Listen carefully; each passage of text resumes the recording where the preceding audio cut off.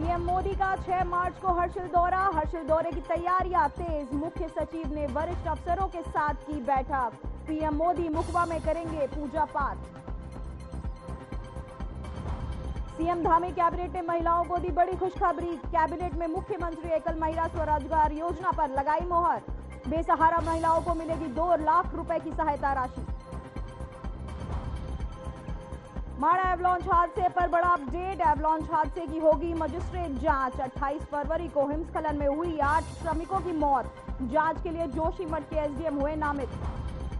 महाकुंभ प्रयागराज 2025 अभिनंदन कार्यक्रम। सीएम धामी ने की कार्यक्रम में शिरकत। एसडीआरएफ ने किया कार्यक्रम का आयोजन। सीएम धामी ने जवानों को किया संबोधित।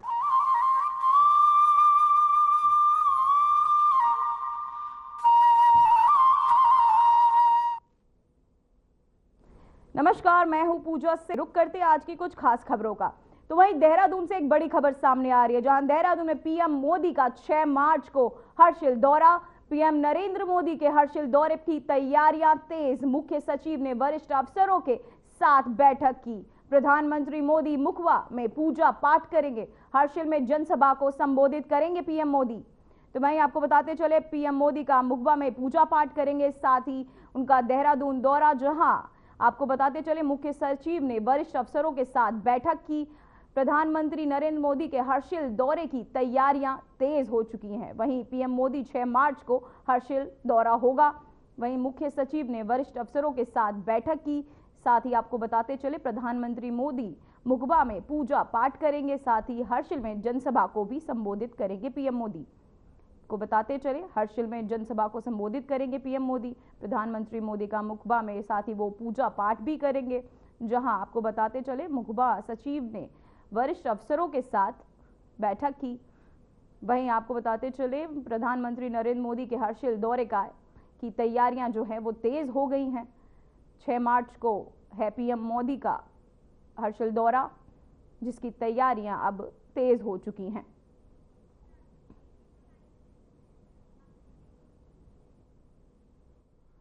तो वहीं महाकुंभ प्रयागराज 2025 अभिनंदन कार्यक्रम का आयोजन हुआ, जहां सीएम धामी ने कार्यक्रम में शिरकत की। वहीं आपको बताते चलिए, एसडीआरएफ ने किया है कार्यक्रम का आयोजन। और वहीं आपको बता दें कि सीएम धामी इस वक्त जुड़ चुके हैं और वो आपको बताते चले उन्होंने वहां पहुंचकर क्या कुछ कहा, आइए आपको सुनाते हैं।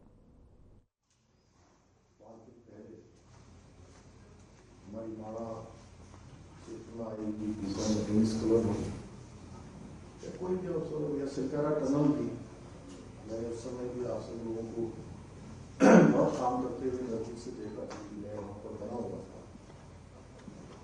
आप सबका मैं आज किसी और सदन में अपनी ओर से स्वागत करता हूँ, सबका अभिनंदन करता हूँ। और ये बड़ा खुशी का विषय है कि आप सबकी प्रशंसा जहाँ उत्तर प्रदेश के लोगों ने भी करी और जो लोग गए उन्होंने भी करी।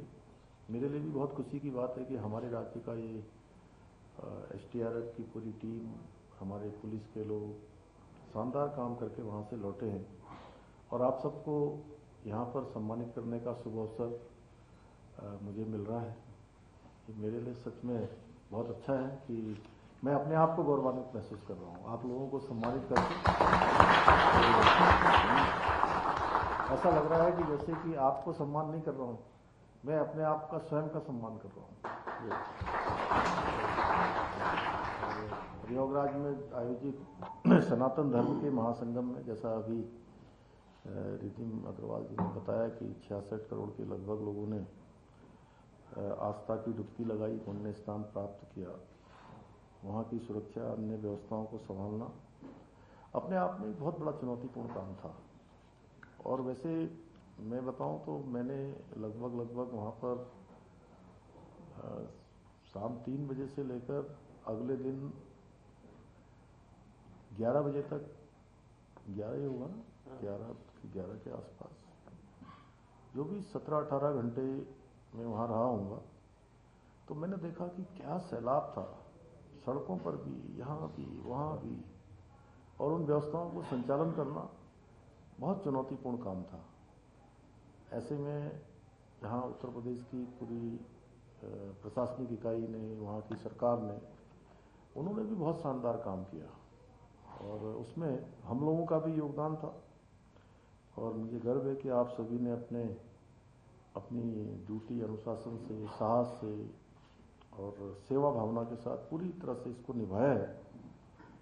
और आप सभी ने निस्वार्थ सेवा करके न केवल महाकुंभ की सफलता में अपना योगदान दिया है, बल्कि आपकी सेवा से देवभूमि उत्तराखंड का भी सर ऊंचा हुआ है। देवभूमि उत्तराखंड से भी जो है, क्योंकि मैं वहाँ देख रहा था कि हमारी जो टीम है उसके लिए सब लोगों के मन में एक अच्छा भाव था, वहाँ पर अच्छा भाव था।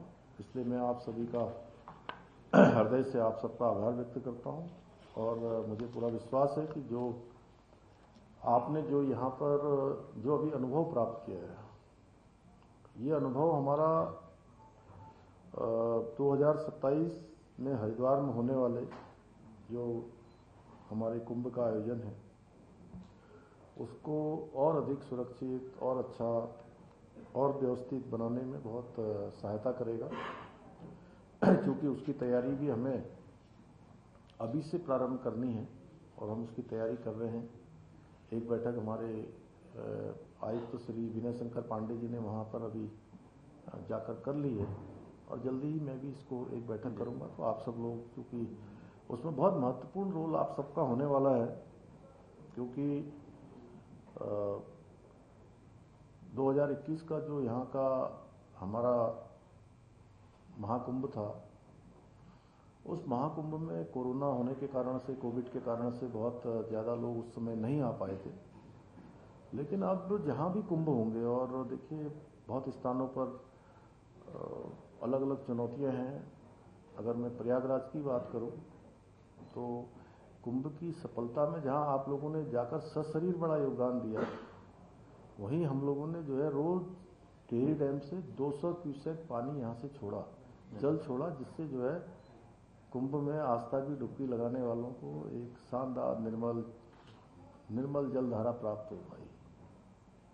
अन्यथा थोड़ा तो आपको पता ही है कि वहाँ पर जो है नहीं तो पानी जो है कम होता तो उतना मतलब थोड़ा सा ये लगता कि कहीं ना कहीं कुछ न्यूनता रह गई। लेकिन माँ गंगा की कृपा से वहाँ पर आसानी से इतने लोगों ने डुबकी लगाई और मुझे लगता है कि जो हमारा ये आयोजन 2027 में होने वाला है, इसमें भी बहुत बड़ी संख्या में लोग आएंगे।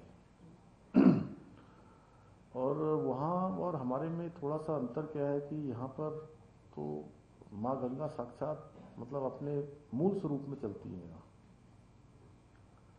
और ये हम बहुत एनसीआर के नज़दीक हैं, बहुत सारे साधन हमारे यहाँ आने के हैं। अगर हम दिल्ली से कोई भी आएगा तो आने वाले टाइम में जब ये आयोजन हो रहा होगा तो दिल्ली से आने में अधिकतम 3 घंटे से ज़्यादा समय हरिद्वार और ऋषिकेश के लिए नहीं लगेगा। तो इसलिए उस कुंभ में हमारी संख्या बहुत ज़्यादा होगी, जितना हम अनुमान लगा रहे हैं। लोग मुझे कह रहे थे कि ज़्यादा प्रचार नहीं करना चाहिए, लेकिन प्रचार नहीं भी करेंगे तो अब तो प्रचार जो है खुद ही हो जाता है, प्रचार खुद ही होगा और लोग आचमन भी करेंगे, यहाँ पर स्नान भी करेंगे, हर दृष्टि से आएंगे। और ये प्रचार क्या होता है कि जब ऐसे आस्था के धर्म के आयोजन होते हैं तो ये आयोजन का प्रचार केवल पोस्टर लगाने से, अखबारों में देने से, विज्ञापन देने से नहीं, बल्कि मैन टू मैन, जैसा स्वामी विवेकानंद जी जब शिकागो की धर्म सम्मेलन से लौटकर आए थे, उसके बाद उन्होंने इंग्लैंड अन्य राज्यों का वहाँ के जो वेटिकन या वेस्टर्न जिनको कहते हैं वहाँ का दौरा करने के बाद वापस आए थे 3 साल 3.5 साल के बाद।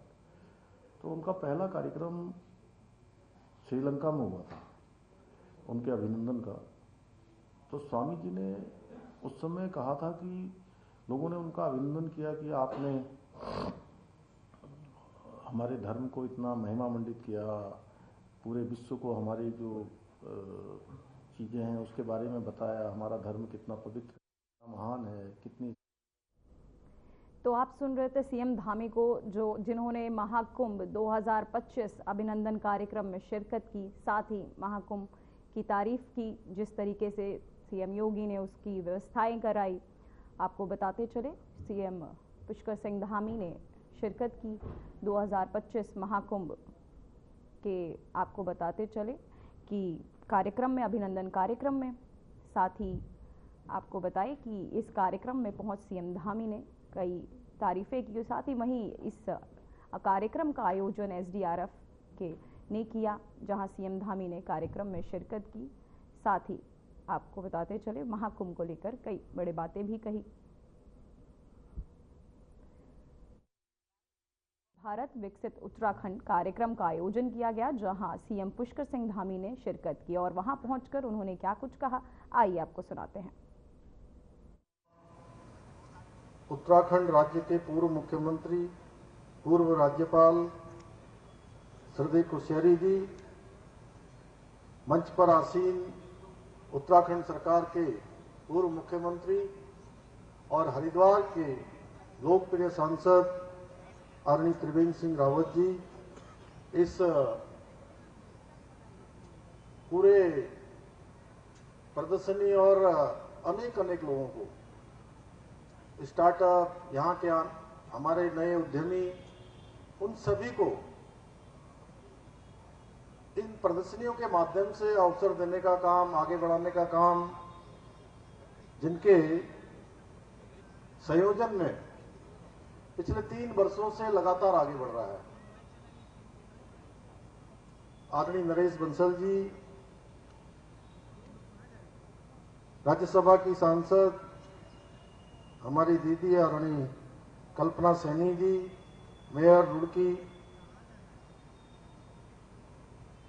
अनीता अग्रवाल जी, रुड़की के लोकप्रिय विधायक आदरणीय प्रदीप बत्रा जी, रानीपुर क्षेत्र के लोकप्रिय विधायक भाई आदेश चौहान जी, श्री राजेंद्र चौधरी जी उर्फ किरण चौधरी जी, जिला पंचायत के अध्यक्ष शोभाराम प्रजापति जी, सिद्धार्थ जी, तरुण गौतम जी, प्रवीण सिंधु जी, स्वामी यतीश्वरानंद जी, संजय गुप्ता जी, देशराज कर्णवाल जी, गौरव कौशिक जी, पूर्व विधायक आदरणीय सुरेश चंद जैन जी, श्यामवीर सैनी जी, मंच पर आसीन हमारे सभी नेतागण, इस अवसर पर पधारे हमारे सभी बड़े बुजुर्ग, सभी उपस्थित हमारी मातृशक्ति, मेरे सभी नौजवान युवा साथियों, बड़े बुजुर्गों, और बड़ी संख्या में मैं देख रहा हूं कि इस कार्यक्रम में आज हमारे छात्र एवं छात्राएं भी आए हैं। सभी मेरे प्रिय छात्र एवं छात्राएं, मीडिया के हमारे सभी मित्र, मैं आज विकसित भारत उत्तराखंड विशाल मेगा प्रदर्शनी के शुभारंभ अवसर पर आप सभी का हृदय से स्वागत करता हूं, आप सबका अभिनंदन करता हूं। विकसित हो रहे भारत और उत्तराखंड की अद्भुत और जीवंत छवि को प्रस्तुत करने के लिए सुंदर और ज्ञानवर्धक इस प्रदर्शनी में निश्चित रूप से आप सबके बीच में आकर एक बहुत ही शानदार और एक ऐसा वातावरण जिसमें हम सभी को एक नए भारत की झलक दिखाई दे रही है, एक खुशी का यहाँ पर सबको अनुभूति हो रही है। मुझे प्रसन्नता है कि अभी मंच में आने से पहले आदरणीय नरेश बंसल जी मुझे पूरी प्रदर्शनी में लेकर गए थे, जहां डीआरडीओ द्वारा, इसरो, टीएचडीसी और भारतीय मानक ब्यूरो के साथ ही अनेक केंद्रीय एजेंसियों द्वारा स्टॉल लगाकर विकसित भारत एवं आत्मनिर्भर हो रहे भारत की उपलब्धियों के विषय में यहां बताया जा रहा है। अनेक नए नए स्टार्टअप नवाचार कर रहे हैं, तेजी से आगे बढ़ रहे हैं और पूरे देश में स्टार्टअप श्रेणी में हम आज लीडर्स की श्रेणी में पूरे राज्य के अंदर आ गए हैं। वहीं राज्य के भी विभिन्न विभागों द्वारा यहां पर स्टॉल लगाकर विभागों की जन कल्याणकारी योजनाओं, कार्यों एवं नवाचारों को इस प्रदर्शनी में दर्शाया गया है।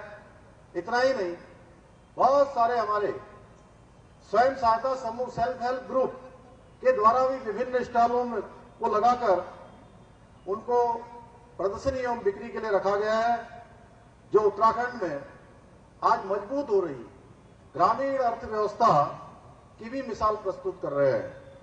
मैं संक्षिप्त शब्दों में यदि कहूं तो न केवल आदरणीय प्रधानमंत्री श्री नरेंद्र मोदी जी के कुशल नेतृत्व में हमारे देश को मिल रही उपलब्धियों को उजागर कर रही है, बल्कि आगामी 2047 तक भारत को विकसित राष्ट्र बनाने की दिशा में प्रतिबद्धता से जन जन को जोड़ने का काम कर रही है। जन गण मन को आगे लेकर विकसित भारत का संकल्प आगे बढ़ रहा है। भाइयों बहनों, हमारा राष्ट्र जो प्राचीन काल से ज्ञान, विज्ञान और कला और संस्कृति के क्षेत्र में अग्रणी था, आज प्रधानमंत्री मोदी जी के कुशल नेतृत्व में पुनः अपने ऐतिहासिक गौरव को प्राप्त करने की दिशा में बहुत तेजी से आगे बढ़ रहा है। आज दुनिया के अंदर भारत का मान सम्मान, वैश्विक रूप से भारत की पहचान बढ़ रही है। भारत अब हर क्षेत्र में आगे बढ़ रहा है, दुनिया का सिरमौर भारत बनने की दिशा में आगे बढ़ रहा है। और मोदी जी को तो वहीं देहरादून में पुस्तक मेले का उद्घाटन और उत्तराखंड भाषा संस्थान के तहत आयोजित उत्तराखंड साहित्य गौरव सम्मान कार्यक्रम में सीएम धामी ने भाग लिया और संबोधित किया। साथ ही आपको बताते चले उन्होंने क्या कुछ कहा, आइए आपको सुनाते हैं। हमेशा से ये रचनात्मकता की भूमि रही है, योग की भूमि रही है, ज्ञान की भूमि रही है और संस्कृति का एक अद्भुत केंद्र रही है, जहां विचारों की ज्योति ने हर युग में समाज को प्रेरित करने का काम किया है, समाज को दिशा देने का काम किया है। इसी भूमि पर हमारे ऋषि मुनियों ने कठोर तपस्या कर अनेक महान ग्रंथों की रचना की है। हमारे प्रदेश में स्थित पहाड़ों की विशालता, गंगा की पवित्रता और 71% भूभाग हमारा वनों से आच्छादित, हिम चोटियों से आच्छादित, अद्वितीय प्राकृतिक सौंदर्य से अनगिनत लेखकों को, कवियों और विचारकों को प्रेरणा प्रदान करने का काम इस भूमि ने किया है। उत्तराखंड को साहित्य के क्षेत्र में एक पर्यटन के प्रमुख केंद्र के रूप में विकसित करने के लिए भी, इसको विस्तार देने के लिए भी लगातार प्रयास कर रही है। इसी दिशा में उत्तराखंड भाषा संस्थान द्वारा 2 साहित्य ग्रामों की स्थापना की जा रही है। वहीं साहित्यकारों के लिए आवासीय सुविधा, आधुनिक पुस्तकालय, संगोष्ठी कक्ष और अध्ययन स्थल जैसी सुविधाएं भी विकसित की जाएगी, जिसके बारे में चिंता हमारे आदरणीय मंत्री जी ने करी है। ये पहल न केवल साहित्य साधकों को सृजन के लिए अनुकूल एक वातावरण प्रदान करेगी, वातावरण निर्मित करेगी, बल्कि उत्तराखंड की जो हमारी साहित्यिक विरासत है उसको और अधिक समृद्ध बनाने में भी बहुत महत्वपूर्ण भूमिका निभाएगी। बहनों, हमारी सरकार भी साहित्य और संस्कृति के संरक्षण और प्रोत्साहन के लिए लगातार प्रयास कर रही है। अभी सुबोध उनियाल जी ने बहुत कम शब्दों में लेकिन बहुत स्पष्ट रूप से हमारी सरकार के द्वारा किए जाने वाले कामों को आप सबके समक्ष रखा है। हम एक और जहां उत्तराखंड साहित्य गौरव सम्मान, साहित्य भूषण और लाइफ टाइम अचीवमेंट पुरस्कारों के माध्यम से उत्कृष्ट साहित्यकारों को सम्मानित कर रहे हैं, वहीं हिंदी सहित विभिन्न स्थानीय भाषाओं में ग्रंथ प्रकाशन हेतु साहित्यकारों को अनुदान भी प्रदान कर रहे हैं। हमने वर्ष 2022 में 9 साहित्यकारों को उत्तराखंड साहित्य गौरव सम्मान से सम्मानित किया। वहीं वर्ष 2023 में 10 उत्कृष्ट साहित्यकारों को 1 लाख रुपए की। तो वहीं उत्तराखंड भाषा संस्थान ने उत्तराखंड साहित्य गौरव सम्मान और पुस्तक मेले का आयोजन किया गया। तो वहीं IRTD सभागार में आयोजित कार्यक्रम का दीप प्रज्वलित कर सीएम पुष्कर सिंह धामी और कैबिनेट मंत्री सुबोध उनियाल ने शुभारंभ किया। कार्यक्रम में 18 साहित्यकारों को सम्मानित किया गया, जिन्होंने क्षेत्रीय भाषा उत्तराखंड आंदोलन सहित देश को साहित्य के माध्यम से दिशा देने में योगदान दिया है। वहीं इस अवसर पर सीएम पुष्कर सिंह धामी ने कहा कि सरकार ने भाषा के उत्थान और संदर्भ के लिए कई काम किए हैं। तो आपको बताते चले, राज्य में इंजीनियरिंग और मेडिकल की पढ़ाई हिंदी में हो रही है। कैबिनेट मंत्री सुबोध उनियाल ने कहा कि भाषा के विकास के लिए काम करने वाले साहित्यकारों को भी सम्मानित करना सरकार का कर्तव्य है। विगत 2-3 वर्षों में जो डिफंग भाषा विभाग था, इसके माध्यम से कैसे जो हमारी क्षेत्रीय भाषा हैं इनको सम्मान दिया जा सके और कैसे वो साहित्यकार जिन्होंने अपनी लेखनी के बल पर आज़ादी से लेकर तमाम क्रांतियाँ लाने का काम किया, इवन उत्तराखंड राज्य के संघर्ष में उनका बहुत बड़ा हाथ था। ऐसे साहित्यकारों को किस तरह उनकी स्मृति को याद रखा जाए, अमरत्व दिया जाए और साथ ही साथ जो वर्तमान में लोग साहित्य की सेवा करके एक संदेश देने का काम कर रहे हैं, उन लोगों को सम्मानित किया जाए। इस नियत से 2-3 वर्ष पूर्व हम लोगों ने काम करना प्रारंभ किया था और यही है कि हमारे सुमित्रानंदन पंत से लेकर शैलेश मटियानी जी, पीताम्बर बटवाल जी जैसे तमाम मूर्धन्य साहित्यकार। तो वहीं सीएम पुष्कर सिंह धामी ने कैबिनेट की बैठक की, जिसमें महिलाओं को सीएम धामी ने बड़ा तोहफा दिया है। प्रदेश की कैबिनेट में मुख्यमंत्री एकल महिला स्वरोजगार योजना पर मोहर लगा दी है। ये कदम प्रदेश की महिलाओं को सशक्त बनाने की दिशा में एक अहम कदम माना जा रहा है। वहीं मुख्यमंत्री एकल महिला स्वरोजगार योजना को मंजूरी मिलने से राज्य की बेसहारा महिलाओं को बड़ी राहत मिलेगी। इस योजना में अविवाहित, परित्यक्ता, तलाकशुदा, निराश्रित और विकलांग एकल महिलाओं के लिए 2 लाख रुपए की सहायता राशि दी जाएगी, जिसका 75% सब्सिडी यानी अनुदान के रूप में होगी। महिला शक्तिकरण एवं बाल विकास मंत्री रेखा आर्या ने कैबिनेट बैठक के बाद कहा कि योजना के तहत महिला पात्र लाभार्थियों को अपने पास से सिर्फ 25% हिस्सा ही व्यवसाय में लगाना होगा। 75% उन्हें अनुदान मिलेगा। कैबिनेट की मंजूरी के बाद जल्द से जल्द इसका शासनादेश जारी किया जाएगा। मंत्री आर्या ने और क्या जानकारी दी, आइए आपको सुनाते हैं। आप सबको बताते हुए बेहद खुशी हो रही है कि आज कैबिनेट में मुख्यमंत्री एकल महिला स्वरोजगार योजना आज कैबिनेट में टेबल हुई और जब कैबिनेट में टेबल हुई तो निश्चित रूप से इस पूरे प्रस्ताव में हमारे प्रदेश की जो एकल महिलाएं हैं, जो चाहे विधवा महिला के रूप में हो, चाहे अविवाहित महिला के रूप में हो, निराश्रित महिला के रूप में हो, परित्यक्ता महिला के रूप में हो अथवा तलाकशुदा महिला के रूप में हो अथवा ऐसी महिला जो विकलांगता के रूप में हो, ऐसी सभी महिलाओं को जो है एकल महिला के रूप में मान्यता मिली है और इन महिलाओं को जो है उनके स्वरोजगार करने के लिए 75% सब्सिडी के साथ में उनको विभाग के द्वारा उनको सहयोग दिया जाएगा। उनकी परियोजना या उनका जो भी स्वरोजगार का जो उनका प्रोजेक्ट होगा, उस प्रोजेक्ट पे 75% की सब्सिडी विभाग द्वारा दी जाएगी। तो वहीं देहरादून से एक बड़ी खबर सामने आ रही है, जहां देहरादून माड़ा एवलॉन्च हादसे की होगी मजिस्ट्रेट जांच। 28 फरवरी को हिमस्खलन में हुई थी 8 श्रमिकों की मौत। जांच के लिए जोशीमठ के एसडीएम हुए नामित। तो वहीं आपको बताते चले कि अब चमोली के जिलाधिकारी संदीप तिवारी ने 28 फरवरी को माड़ा में हुए हिमस्खलन हादसे की मजिस्ट्रेट जांच के आदेश दिए हैं, जहां जोशीमठ के एसडीएम को जांच अधिकारी नियुक्त किया गया। इस हादसे में आपको बताते चले कई मजदूरों की 8 मजदूरों की मौत हो गई थी। तो वहीं 28 फरवरी को हिमस्खलन में हुई 8 मजदूरों की मौत और जांच के आदेश अब दे दिए गए हैं। देहरादून माड़ा एवलॉन्च हादसे को लेकर ये जांच के आदेश दिए गए, जहां एसडीएम को ये जांच अधिकारी नियुक्त किया गया है।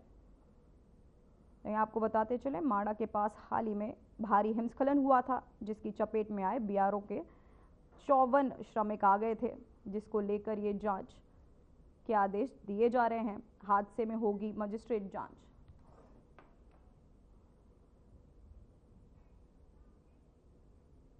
तो वहीं अवैध प्लॉटिंग पर एचआरडीए की बड़ी कार्यवाही आपको बताते चले। रावली मसूद इलाके में चला बुलडोजर। 10 बीघा में हो रही थी अवैध प्लॉटिंग। अनाधिकृत निर्माण पर पहले ही जारी हुआ था नोटिस। एचआरडीए ने ध्वस्त की अवैध प्लॉटिंग। तो वहीं आपको बताते चले अवैध प्लॉटिंग पर अब एक्शन लिया जा रहा है। एचआरडीए ने ध्वस्त की अवैध प्लॉटिंग। अनाधिकृत निर्माण पर पहले ही जारी हुआ था नोटिस। तो वहीं आपको बता दें, अनाधिकृत निर्माण पर पहले जारी हुआ था नोटिस। 10 बीघा में हो रही थी अवैध प्लॉटिंग। रावली महदूद इलाके में चला बुलडोजर। अवैध प्लॉटिंग पर HRDA की बड़ी कार्रवाई। तो वहीं आपको बता दें, अवैध प्लॉटिंग पर HRDA की बड़ी कार्यवाही करते हुए रावली मसूद इलाके में चलाया बुलडोजर। तो वहीं बीजेपी के प्रदेश अध्यक्ष महेंद्र प्रसाद भट्ट ने कहा कि प्रधानमंत्री नरेंद्र मोदी 6 मार्च को एक दिवसीय दौरे पर उत्तरकाशी आ रहे हैं। उनका ये दौरा 4 धाम शीतकालीन यात्रा को विश्व पटल पर बड़ी पहचान दिलाने वाला साबित होगा। उनके इस दौरे को लेकर प्रदेशवासियों में उत्साह देखने को मिल रहा है। इस पर कांग्रेस के प्रदेश प्रवक्ता गरिमा महाराज दसोनी ने पलटवार करते हुए कहा कि जिस शीतकालीन यात्रा पर पीएम मोदी खुद मोहर नहीं लगा रहे हैं, बार बार यात्रा की तारीखों में तब्दीलियां होने से ये दर्शाता है कि अभी शीतकालीन यात्रा में परिवर्तन करने और मूलभूत सुविधाओं को उपलब्ध कराने की जरूरत है। शर्मनाक है कि भारतीय जनता पार्टी जो फूके हुए कारतूस हैं, उन सारी बातों को लेकर जनता के बीच में उपलब्धि के रूप में डुगडुगी पीट रही है। भू कानून इतना लचर है कि उसमें इतने छेद हैं कि धीरे धीरे अब सरकार को भी पता चलेगा कि एक ही प्रदेश में 2 कानून आपने लागू कर दिए। आपने हरिद्वार और उधम सिंह नगर पर अपना भू कानून लागू नहीं किया, गोया वो प्रदेश का हिस्सा ही ना हो। आपने नगर निकायों में इसको लागू नहीं किया। 100 से ज़्यादा हमारे निकाय हैं, उसमें आपने इसको लागू नहीं किया, तो वो भी एक बड़ा लूप होल है। तो कहीं ना कहीं ज़मीन को आपने चोर दरवाजे से बेचने का पूरा रास्ता खुला छोड़ दिया भूमाफियाओं के लिए। वहीं आप यूसीसी की बात करें तो यूसीसी के लिए जो उत्साह भाजपा के कार्यकर्ताओं में है, वो आम जनमानस में बिल्कुल नगण्य है। वो उत्साह कहीं देखने को नहीं मिल रहा, क्योंकि आम जनमानस की जिंदगी में इस यूसीसी। फिलहाल बुलेटिन में बस इतना ही। मुझे दीजिए इजाजत। नमस्कार।